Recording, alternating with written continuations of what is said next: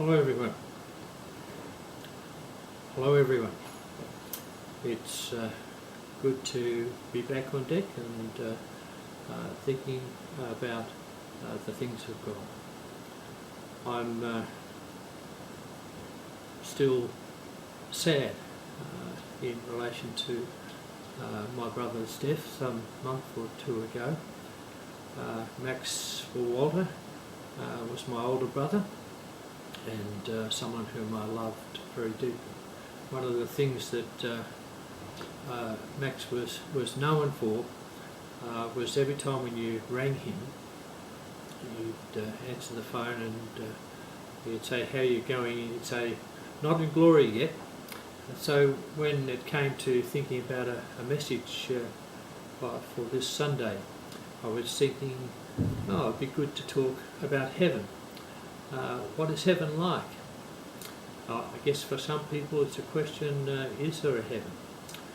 I know for myself, heaven is my destination and that's where I'm going, and I expect that when it's my turn to go through the pearly gates, that Max, my brother, will be there waiting for me and will give me a grand tour around the golden streets of heaven.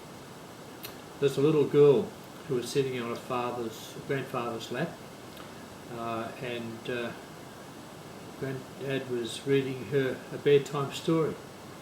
From time to time, she would take her eyes off the book and reach up to touch his wrinkled cheek. She was alternatively stroking her own cheek and then his again. Finally, she spoke up. "Grandpa, did God make you?" "Yes, sweetheart," he answered. "God made me a long time ago." She paused for a moment and she said, "Grandpa, did God make me too?" "Yeah, just a little while ago," he said. Feeling in their faces again, she observed, "God gets better at it, doesn't he?" Nothing like the insightfulness of children. Is there a heaven? What is heaven like? I don't know about you, but when I'm intending to go to a new destination, I would usually go through a number of things. Maybe talk to someone who has been there, search out pictures and brochures of the places that this new destination is famous for. I'd find out the advantages of living in a place like that. Maybe you get out a map and look at where it is and how to get there. And again, work out the costs of getting there, and perhaps if you're moving permanently, what it would cost to buy a new home and whether you could afford it. And lastly, thinking about the government who controls the conditions that you'd be working under. What would the neighbours be like? They're all questions that relate to a destination that we plan to go to, and I guess they're good questions to ask when it comes to heaven. First of all, check out someone who has been to heaven. I haven't actually found anyone that I know has been to heaven and returned to tell the tale. Jesus in God's Gospel says he's been there. In his prayer to God, his Father, in John chapter 17 and verse 5, it was towards the end of his ministry, he prays and says, "And now, Father, glorify me in your presence with the glory I had with you before the world began." Clearly, Jesus is saying that he had a life with God in heaven before he entered the world as a baby at Bethlehem. Now, you or others may question the acceptability of what Jesus says. In my reading of the Bible, including the stories of Jesus and his words, I find both him and them to be authentic and incredibly insightful. His words and the stories about him are true to the history of the times, the politics and the geography of his age. I've actually been to Israel and walked where Jesus walked and seen the very things that Jesus talked about which are still there. Almost every story in the Gospels can be collaborated. I've asked Jesus to come into my life and to be my leader and followed him for almost 61 years. He's changed me as a person over that time. The old Ray has now become the new Ray. I have no reason to doubt him. I accept his words as truth and put his words, his principles and his ways of living into practice in all aspects of my life, and I've found them to work. Can I simply ask this question? If his teaching is true and effective about life on earth, why would I think that his teaching about heaven is not true? The 10-year-old Michael's comment was, most of the people I know believe in heaven. You might say that we're just kids, but then maybe Jesus just talks to us more often. And maybe there's a truth in there, that Jesus certainly loved the little children. The second thing that we would do if we're thinking of moving is get some pictures of the place or the places that this new destination is famous for, and then check them out. In the Gospel of Matthew, Jesus talks about heaven more than 70 times. Rather than talking about heaven itself and what it looks like, he talks more about the principles of living, kingdom ways of living, and the qualities that he expects in people who are going to heaven. On one occasion, amongst several, we get little glimpses into heaven. Jesus is transfigured on Mount Hermon. We think it's Mount Hermon, the tallest mountain in Israel, and it's thought that that's where Jesus was transfigured and where this story comes from. After 6 days, Jesus took with him Peter, James and John, the brother of James, and led them up to a high mountain by themselves. There he was transfigured before them. His face shone like the sun, and his clothes became as white as light. Just then there appeared before them Moses and Elijah talking with Jesus. Peter said to Jesus, Lord, it is good for us to be here. If you wish, I'll put up 3 shelters, one for you, one for Moses, and one for Elijah. There are other occasions when we get little glimpses into heaven. Jesus visits the disciples in the upper room after his resurrection. When Jesus was taken up into heaven, we see him going up into the clouds. Both Stephen and Paul in the book of Acts talk about seeing Jesus. A little girl's perspective of seeing Jesus is this. A little girl taking an evening walk with her father and looked up at the stars and she exclaimed, Daddy, if the wrong side of heaven looks so beautiful, what must the right side be? The third thing we might do if we were thinking of moving is to find out the advantages of living in heaven. John the Apostle gives us a number of pictures of heaven in Revelation. I call these windows into heaven. Revelation chapter 21 describes a new heaven and a new earth. And this is how it goes. Then I saw a new heaven and a new earth, for the first heaven and the first earth had passed away, and there was no longer any sea. A new heaven and earth, restored even better than what we have now. We're mucking this one up with our pollution of oil and gases, our seas that are full of empty bottles and rusting, bombed out ships and planes. In this picture, there is no sea, which is interesting. The sea was a place in the olden days which was feared, where dangers lurked. The story of Jonah and the fish that swallowed him, it gives an idea of people's thoughts about the sea. In the book of Daniel and book of Revelation, there are great beasts, world powers, who are pictured to be rising from the sea.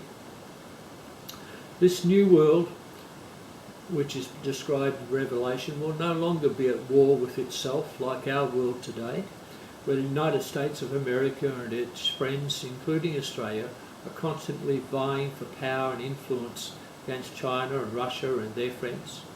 Instead, in this new world, nations will cooperate together in harmony and for the benefit of each other. Again, John says, I saw the holy city, the new Jerusalem, coming down out of heaven from God, prepared as a bride, beautifully dressed for her husband. If you visit the old Jerusalem of today, it's a fascinating place. but in fact it's been desecrated over time. The old temple has been destroyed. Only the Wailing Wall remains, and there's actually a mosque built over the top of the temple site. The city of Jerusalem is divided in two and is at war with its people, the Jews and the Arabs, divided by a fence. A church, in fact, has been built right beside a mosque, or actually the mosque was built beside the church, which was there originally. I think deliberately, with its constant calls for prayer and just totally overpowering anything that happens in the church. Israel itself has a huge fence dividing it in two, separating the Jews and the Arabs. In contrast, the New Jerusalem will be happy and a joyous place. Like on a wedding day, there will be beauty, joy, blessing, celebration, music, and a commitment to love and to serve each other. Again, John writes in this passage, "And I heard a loud voice from the throne saying, 'Look, God's dwelling place is now among people, and he will dwell with them. They will be his people, and God himself will be with them and be their God.'" The world, this future world, will return to the days of Adam and Eve, where God walked and talked with Adam and Eve in the garden. There will be no more divisions, no more debates as to whether God exists or not. God will be evident to all. There will be no more mourning or crying or pain, for the old order of things has passed away. Can you just imagine it? A world without pain, no more broken bones, no more injustice, no more will we be like children crying out, "It's not fair." No more hurts, no more broken hearts. Commitment means you and I are true to each other for eternity. No more separation, always together. John goes on, "He who was seated on the throne said, 'I'm making everything new.'" That word new means recently made, new in character, of higher excellence. Nothing ever will get old. Nothing will wear out, including you and me. Everything will always be new. And he said, "Write this down, for these words are trustworthy and true." The word trustworthy means faithful, sure, certain, and true means real or trustworthy. Again, John quotes from God, "It is done. I am Alpha, the Omega, the beginning and the end." Alpha, the first letter of the Greek alphabet. Omega, the last letter of the alphabet. God is the beginning and the end of everything and every letter in between. Nothing can exist without God. Nothing can happen without God. In the vision, God says, "To the thirsty I will give water without cost from the spring of water of life." Water without cost. I don't know about you, but when was the last time you got your water bill? $100, $200, $300? I wish Yarra Valley water was so cheap. Fancy living for eternity and not having to pay for water. Heaven's a great place to live. But we're not really talking about water here, we're talking about life. Life for eternity, and it doesn't cost a cent. But this is not just water out of a tap from Melbourne's water storage. This is water straight from the source, like from a mountain stream. Clear, crystal clear, bubbling with effervescence over rocks, cool, coming from God as the source of all life. This is living as you've never lived before. An eternity without having to pay for one water of life bill. God goes on, "Those who are victorious will inherit all of this, and I'll be their God, and they will be my children." Heaven is my destination. Heaven is my inheritance. I'm God's child, a son of God. I choose to go to heaven. Will you join me? The fourth thing that we might do if we're going to plan to go to heaven is get out a map and look where it is and how to get there. John the Apostle quotes Jesus as saying this, "I am the way, the truth and the life. No one comes to the Father except through me. If you really know me, you will know my Father as well. From now on, you do know him and have seen him."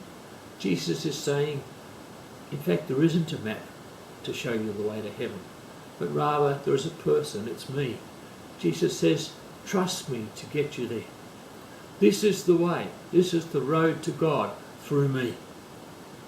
The word way is approach or entrance, and it reminds me of Jesus' illustration of himself as the shepherd at the gate of the sheepfold. Jesus said, truly I say to you, I am the gate of the sheep. All who have come before me are thieves and robbers, but the sheep have not listened to them. I am the gate. Whoever enters through me will be saved. They'll come in and go out and find pasture.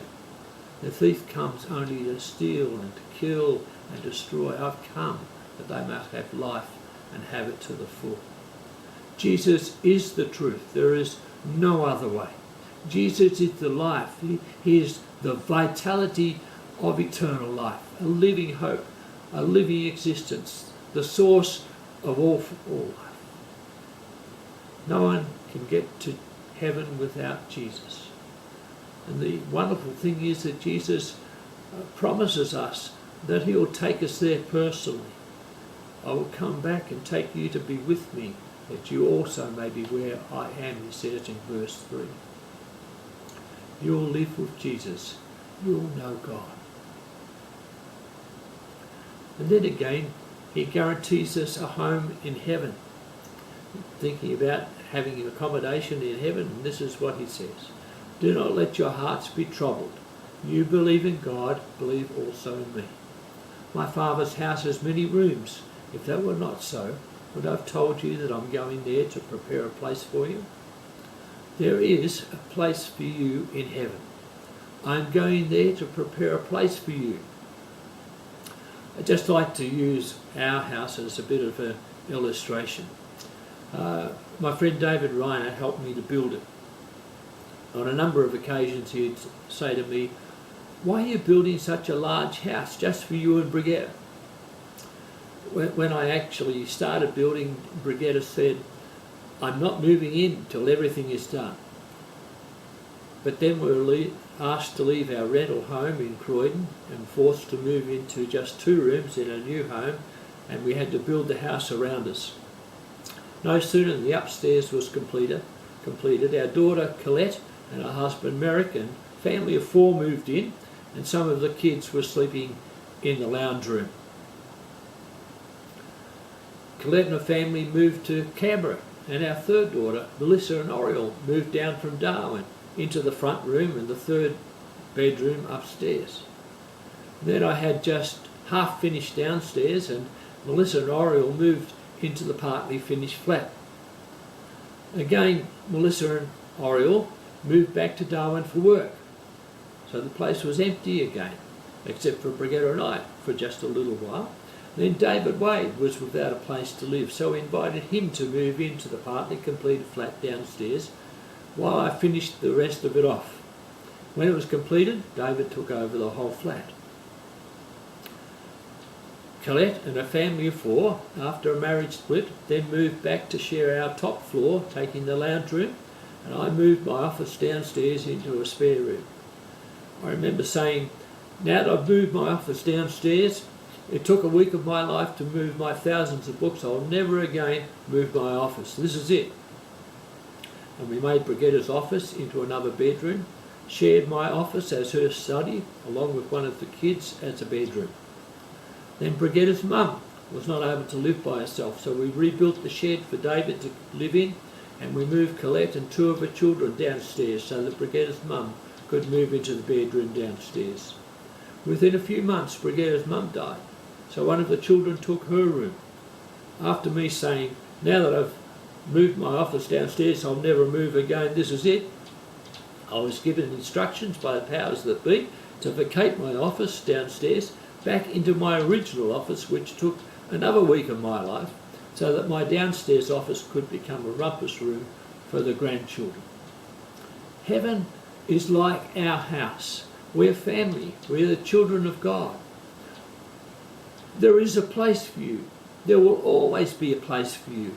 God is preparing, Jesus is preparing a place for you, he said. Jesus will take you there himself.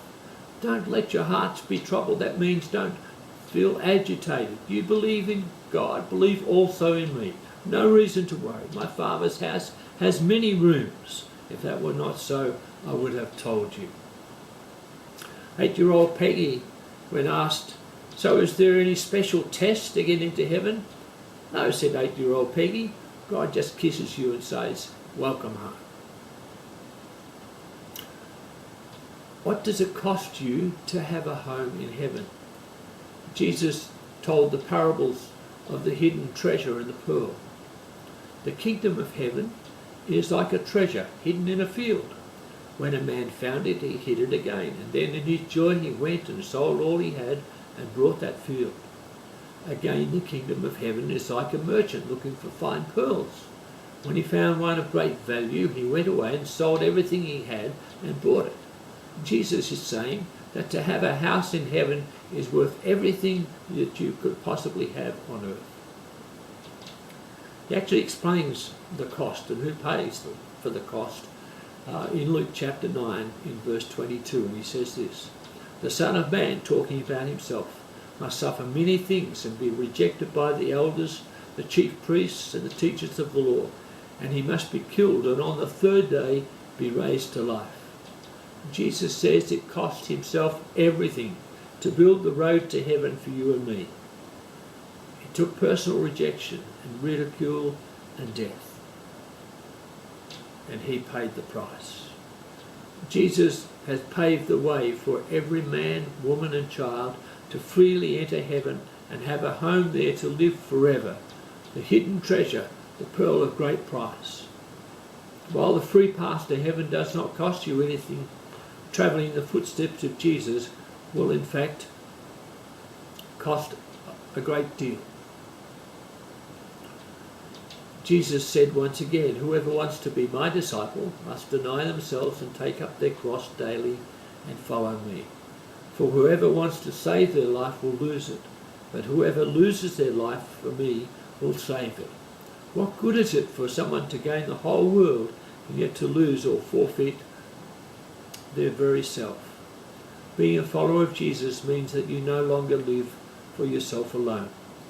Your home on earth is not a safe sanctuary for you to enjoy by yourself, but a place open for others to share.